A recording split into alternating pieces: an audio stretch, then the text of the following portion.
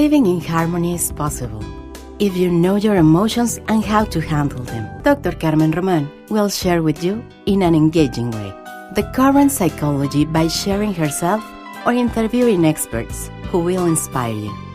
Learn how to live a life of fullness and how to recover your emotional harmony with Dr. Roman. Welcome to Emotions in Harmony.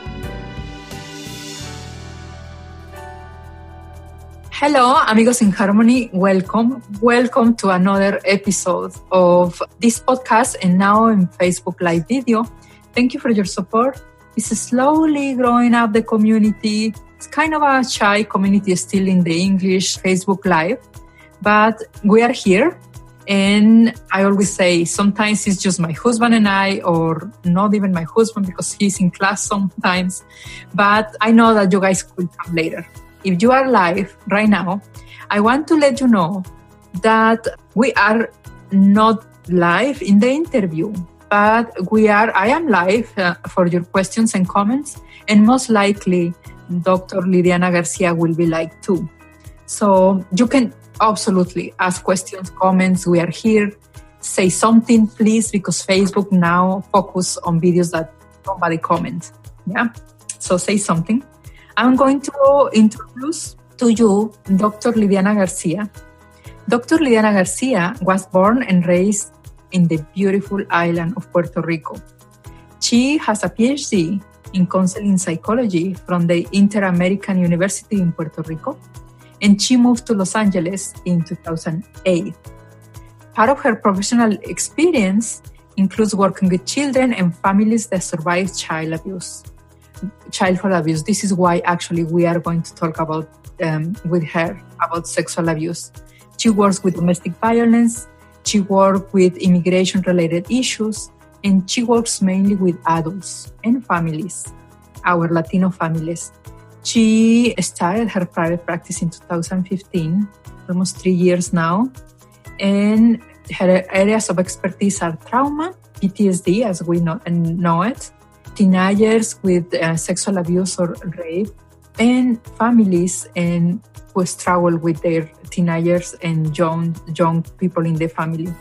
She also does psychological assessments. Sometimes part of our job is to do psychological assessments, so you can reach to any PhD in psychology and they may be able to help. In this case, Dr. Lidiana Garcia does those kind of psychological assessments. She had taught in the graduate level of psychology in the Universidad del Turabo in Puerto Rico. Did I say it correctly? Yeah, yes. Turabo. Yeah, Turabo. In Puerto Rico, in Antioch University in Los Angeles. And she also now is a clinical supervisor in the Chicago School of Professional Psychology. So besides being a psychologist, let me tell you that Dr. Garcia enjoys spending her time with her adventure driving toddler son and her husband. And they go for hiking, biking, traveling, and explore diverse things. Wow. It's an honor to have you in the program. Oh, thank you for being here. It's an honor for me. Thank you for having me. So you have a son. You have a 2-year-old son or 3? 2.5. Yeah, going on 15. Wow. Yes. He's already doing I was just going to say, he's already like in the stage of, Mom, I want you to sit here. And yeah, he with the blue cup or with the McQueen cup, all those requests. So yeah. We are not in your home, so he will not be jumping in the screen, probably. Oh, no, we're not. Yeah, we're not. Yes, not. Yeah, no. Otherwise I couldn't do this. Yeah, he loves to be in the camera and all that as well. Yeah, well, I have 2 cats and one of them just absolutely loves the camera. So she may come and just pop her head. Okay. Yeah, she does actually very often, especially when I am doing live videos. Oh, yeah. Let me introduce the topic. We are talking about sexual abuse, but this time we are talking about from the family perspective. Yeah, how the family can recover from sexual abuse. What are other symptoms, stress signals, etc., that the family has when it's a sexual abuse in the family. And sadly, to conclude that, but most likely it's a different sexual abuses in the lineage of the family. So we are going to talk about that. And this is a very sensitive topic. Thank you for willing to take that topic. And hopefully this becomes part of the library of many families for their emotional health. So we know for you that you are at home or working or driving or something, we know that this is a very personal topic probably. You may not want to share this topic with your friends, or you may want to listen by yourself or listen several times. And we want you to know that even though we are therapists, we are not equipped to do emergency services. Neither Dr. Garcia or I are equipped for an emergency call. You should call 911 if that's happened. And also, this is not intent or in exchange for therapy. We are giving you so many ideas, as much as we can, for you to go to your therapist and explore that further. And of course, we are here to help if you need more help. Yeah. So topics like this is very difficult to share, or very difficult to acknowledge that you are listening or viewing or something. But this is actually part of it, part of the problem, that we keep it for ourselves. So even though it's a little more difficult, just take now the link and share it to everybody in your friends. So in that case, you don't need to target anybody in particular. In that case, you don't need to do anything. Just share it, because we want to relieve suffering for people, and we want to bring those topics to the light and to the public service so they can take advantage of professionals like Dr. Garcia today. And remember, I always insist, get your information from trusted sources. And this is why I am very committed to bring you trusted sources. And this is the case today. So please share as much as you can. Welcome, Dr. Garcia, and thank you for being here. Thank you. I think that's really important to bring that. Sometimes because I work with students and I supervise them, and when I bring topics of trauma, because I'm so passionate about it, I keep forgetting to do the disclosure of the triggers. So I'm learning to start doing that, to know that this is a very heated topic, and some things, if you have experiences or yourself or in your family, this might bring some stuff. So it's really important to seek out services if you need to, and know that that might happen or not. So, and it's okay to be uncomfortable. Yeah, it's okay because we want you to be uncomfortable in order to do something for yourself. Yeah. And we don't want you to get comfy with trauma. It's not a thing we want. We want you to be getting very uncomfortable that you want to get rid of it. Yes. Yeah, that's super important. Yeah, because it's something very common. It happens a lot, and especially with the Latino families that I work, is a lot of it is that holding of the desire for it to not happen. But if it happened, it already happened. But a lot of families try to, that's the first reaction in many ways. It's like, no, this needs not happen. And maybe if I don't think about it, or I try to forget about it, and it's something that is really hard to forget. You can recover, but the incident happened. So yes, that's right. It's like putting it under the rug doesn't solve anything. Yeah. How do you want me to call you? Dr. Garcia, Lidiana, Dr. Lidiana? You can call me, let's say, Dr. Lidiana. Let me go for the first name. Okay. Okay, Dr. Lidiana. Well, let's start with the questions. My first questions I have for you is, what are the common emotional responses that a parent or a caregiver may have when they learn about sexual abuse? Yes. Yeah. What I've noticed is that some of the common responses are very similar to like other responses when you go to really hard times. So a lot of times the first one is shock. Like you're in shock, you're like in disbelief.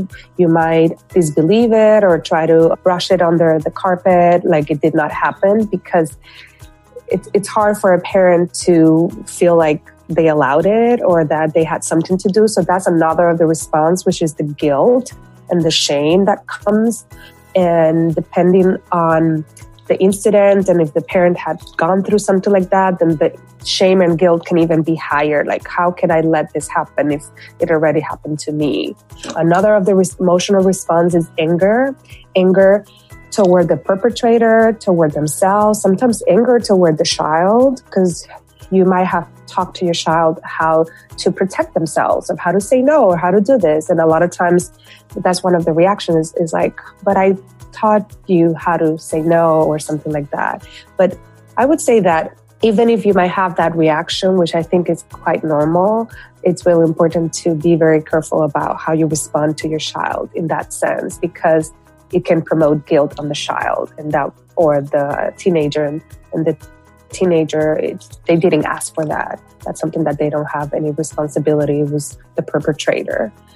The parents might also have another emotional response, like wanting to like sadness and hopelessness in terms of the future. And what I've noticed is with the families that it happens within the family members. Maybe it's one of mom's partner or a family member.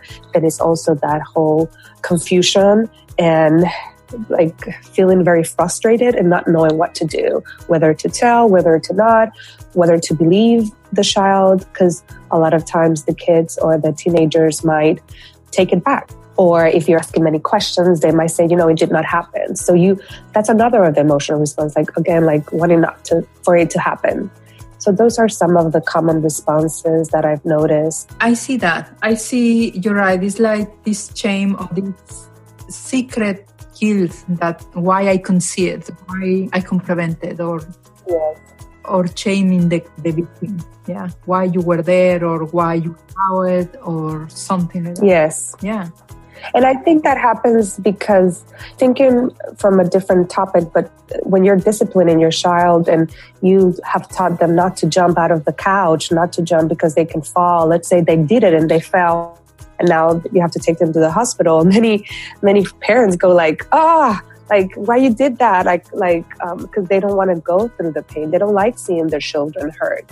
So I think that happens with sexual abuse, kind of like, why did you let that happen? But it's really important to clarify that it's a very different incident than jumping out of the couch or running out the street or doing something. It's something that somebody else took advantage, and most likely an adult or someone much older. So even if you've taught your child how to say no, how to alert you or let you know about these things, depending on the child's temperament and the perpetrator's grooming process, many of these children still go through these experiences. And it's not something to be blaming the child or the adolescent. It's putting the blame on the person that did it. Yeah. There was a research that I studied in graduate school that it was about people coming to an interview, young women coming to an interview, and they were getting to a room, and the person who was interviewing them started asking them to take clothing of their and until the point that they end up only on their underwear, on their bra, yeah. And then they interview them later, and they say, "Why you will do it? It was only a job interview." Yeah. But it's some kind of enchanting that when we put ourselves in that trusting place, in that very vulnerable place. And that was, we're talking about young adults, that they understand that we cannot be taking orders like that in a job interview. But that, I can see that in a sexual abuse also. It's like you say, so the victim, the perpetrator is working its way through it. Yes, it usually, if it's someone within the family, which it happens mostly by somebody that they know, that whole experience of a danger, fear, of like stranger danger, fear. With all the families that I have worked with that have gone through sexual abuse, which right now are about like almost 40, there's only been one case from everybody that I worked, just one case that it was a stranger danger, and it wasn't something gang related. So there was some relationship to the family-ish. But everybody is usually an older sibling, an uncle, a father, a cousin, but there's usually some grooming involved because the person most likely will want to do it more than just one, and is trying to look for a child or an adolescent that is not going to talk. So that way the person can continue doing it. And there's usually that whole piece of whatever they say as a way to help kind of continue this abuse.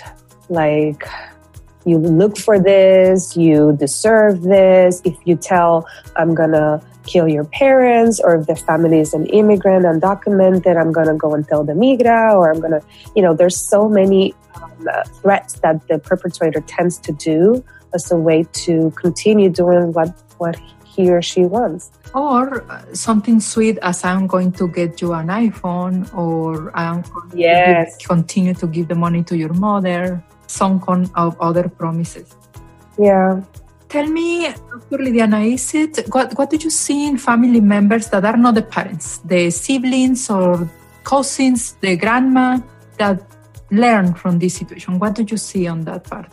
What are the reactions? Yeah, it's really important to bring this because usually families are not only the immediate families, and there is some relationship with external, with grandmas, uncles. And what I've seen with the families that I work is usually if it's the child is a little older, they don't want to tell the other family members. And depending on the parents, sometimes they do want to tell. So let's say that they do tell other family members. It's mixed reviews or mixed responses. Some of them are more into wanting to keep the family intact. So trying to say, we don't have to talk about it. It didn't happen. Or maybe maybe that's what you thought it happened. So try to promote a little bit without maybe some intention, but promoting some shame and guilt on the victim. Some other family members get very emotional, dysregulated, and try to protect the victim. Some other family members, like siblings, there will be some changes. There will be some times that the family will not be the same. So some of the siblings feel kind of grief or loss of how the family was functioning in the past. Maybe if it happened within a family member, if there's any separation, there's usually conflict between uncles and cousin if it happened within an uncle and cousin. So it's very complex. And at the end, it could really impact the victim.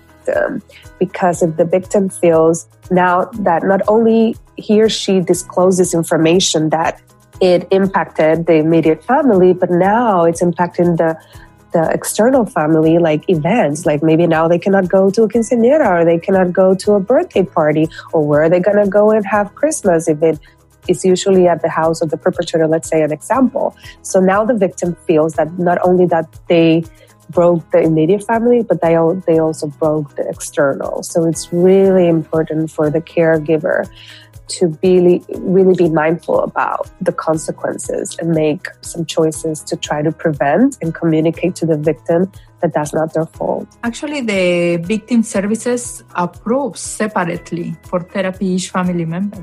Yes. Which is amazing. Yes. It's usually less hours, but you can request more. Yeah, definitely. Yeah. Yeah. Which is another important thing, to seek out services. And those but it has to be if they submitted a file, like reported to the police. Yeah. Yes. But that is to say that whether you have one kind of insurance or out of pocket or whatever, is important that at some point you take care of everybody in the family, because everybody is impacted. Yes. Mm-hmm. Yes. I used to work in an agency that they did a year-long sexual abuse kind of support groups. And it was really amazing because they would divide by the groups by ages, victims versus siblings groups. And they also had caregivers, and they would separate it like with the females and the male. So like moms and dads.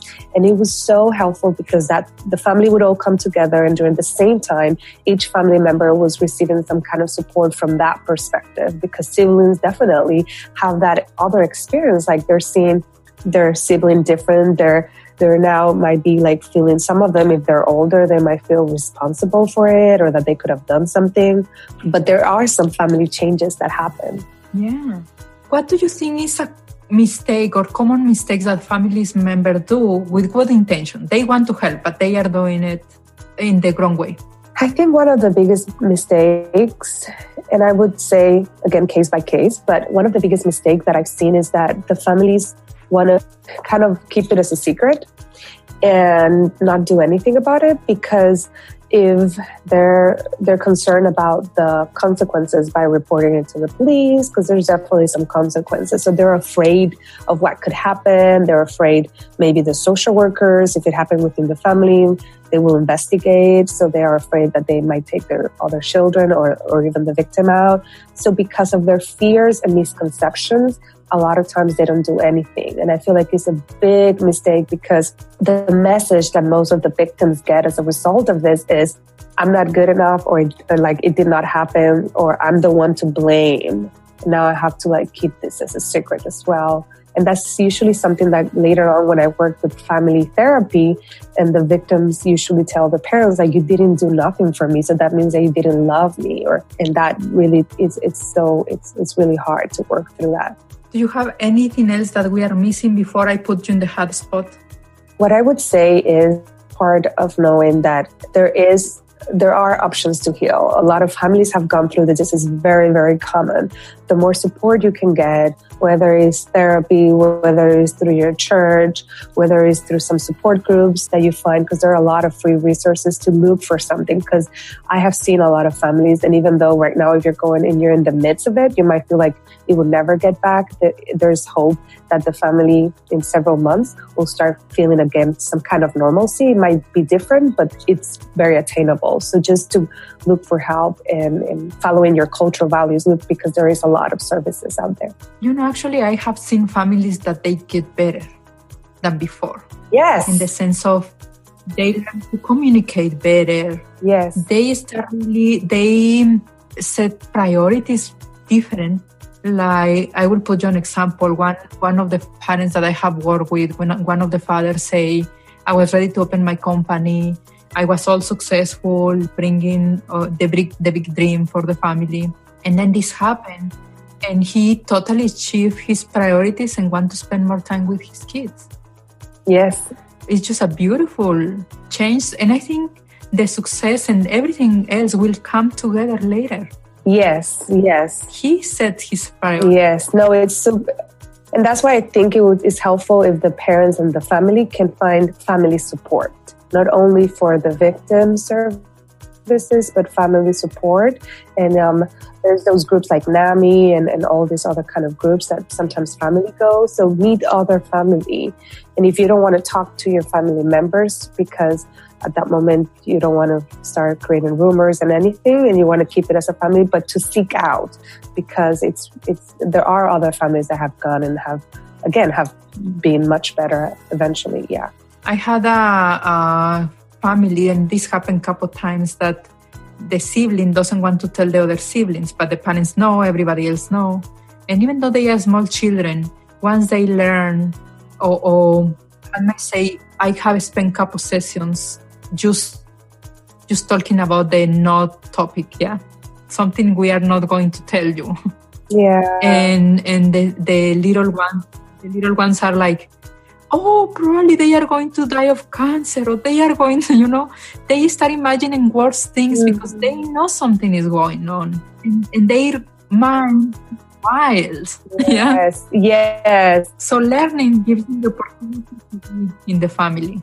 Yes. And the other one last thing I would say really important is there's a lot of families that they don't want to talk to their children about sexual abuse or how to protect themselves, or more about the stranger danger, because they have the fear that if they do, that they're going to be promoting curiosity for these things. Because there is something else that is, I think it's a different topic, but is very related in terms of what is a normal sexual behavior, depending on the ages and stages in development of the child and adolescent. So a lot of the moms that I've worked, they were like, I didn't talk to her about it because I didn't want to create any curiosity or any of that. Or the other opposite of the moms that are like, don't trust anyone, don't do anything.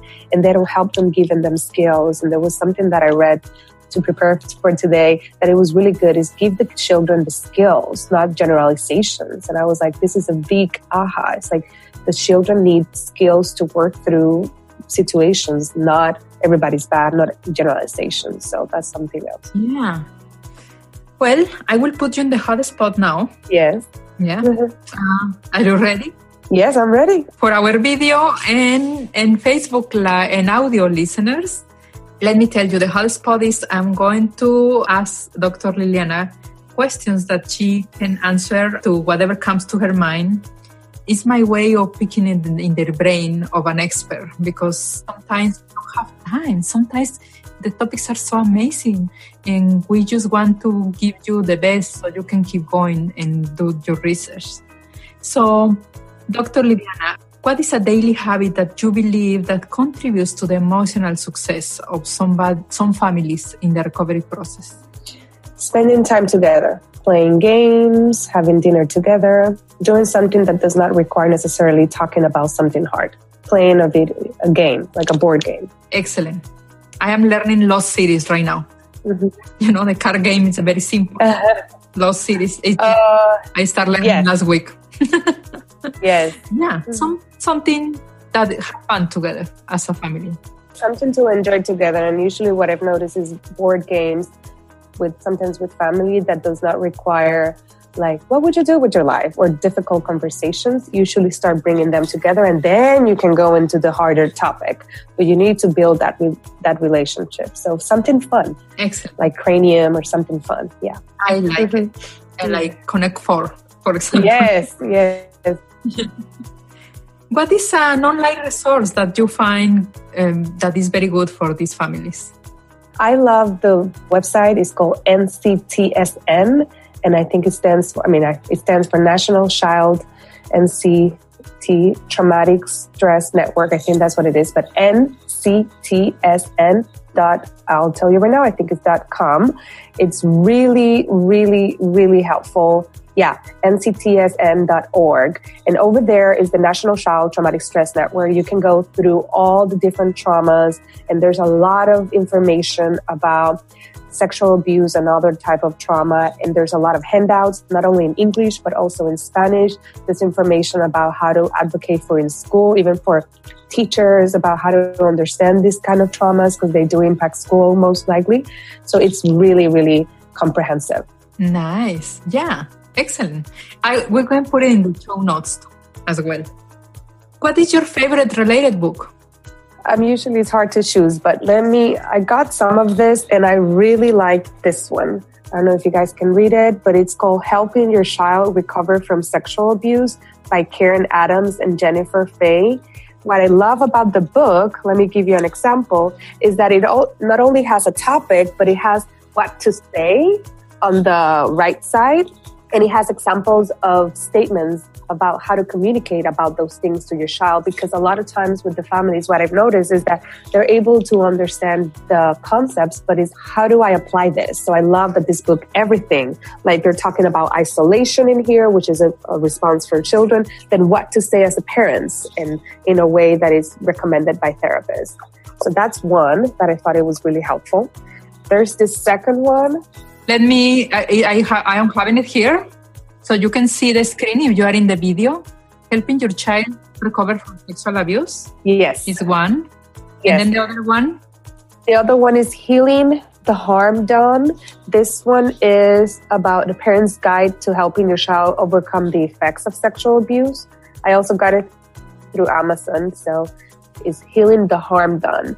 And this one, it's bilingual. So first it has it in English and then it has it in Spanish. So the whole thing. So I think, that one with the butterfly. So I think that's really, really helpful.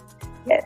And then the last one that I would say, we will put the links. Yes. Mm-hmm. The other one is that one right there that you have, the when your child has been molested. That one is really helpful as well. That one.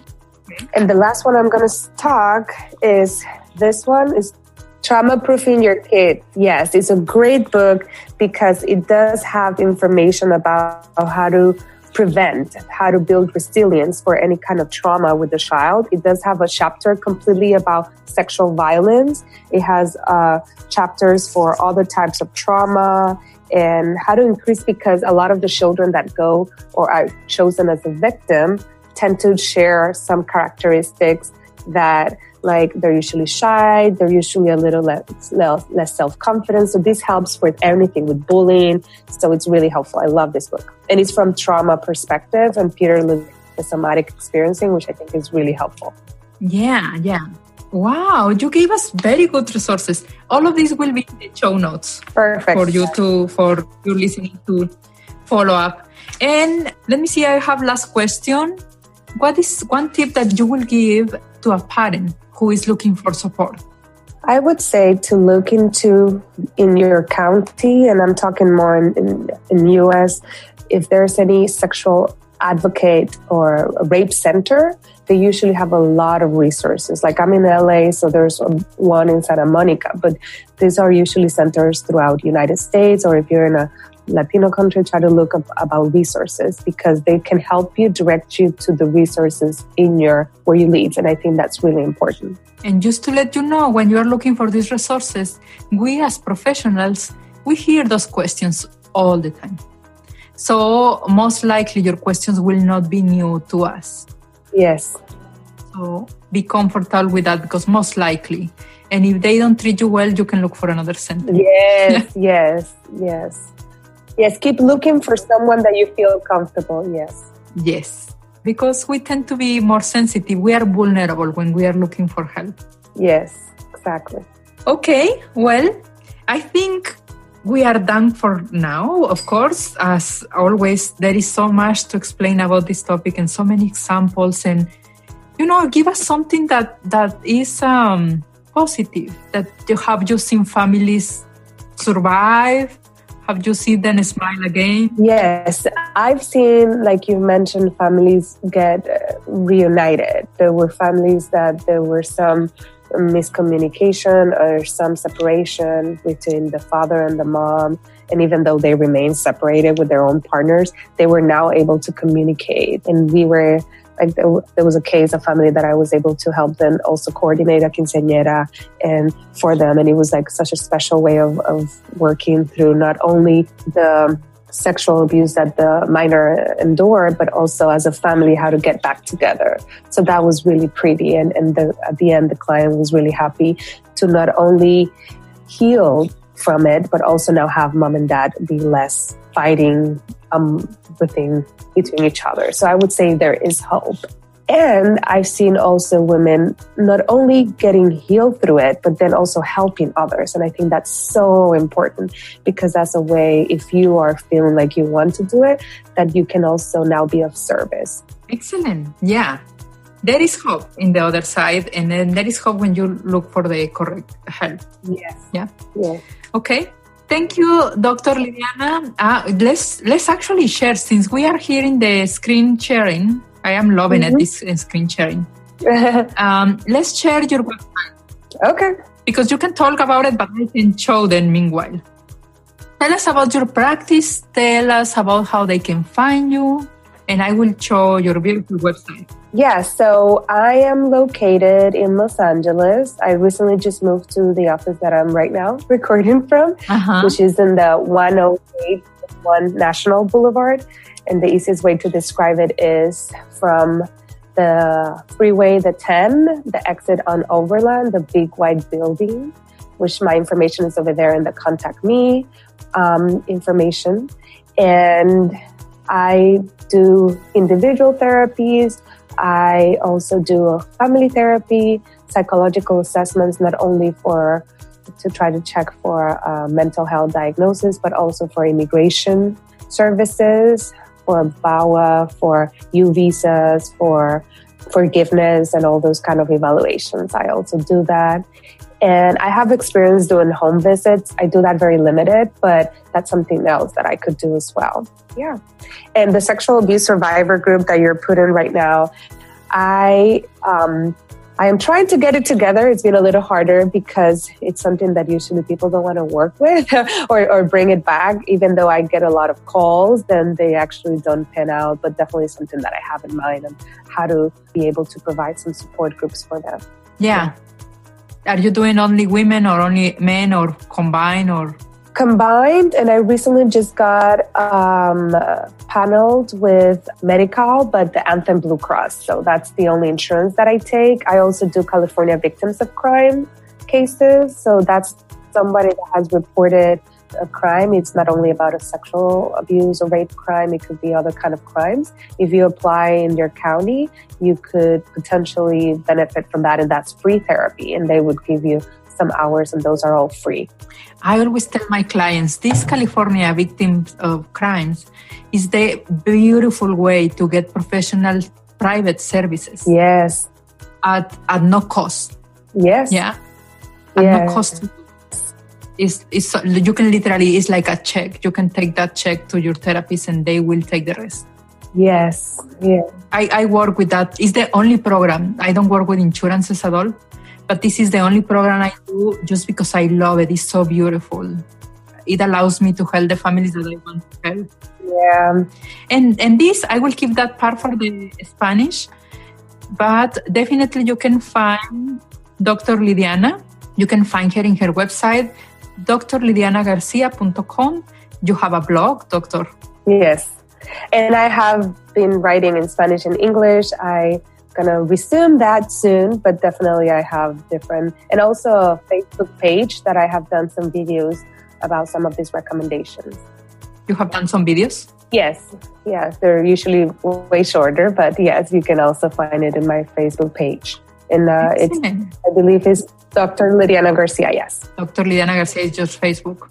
We can all of these put in the notes for people to find you. Okay. And feel free to, I am going to add you to the group, to the Amigos en Harmony group, and feel free to come and put your post there. Okay, perfect. Because we need a lot of that are helping our Latino community. Yeah. Sounds good. So thank you.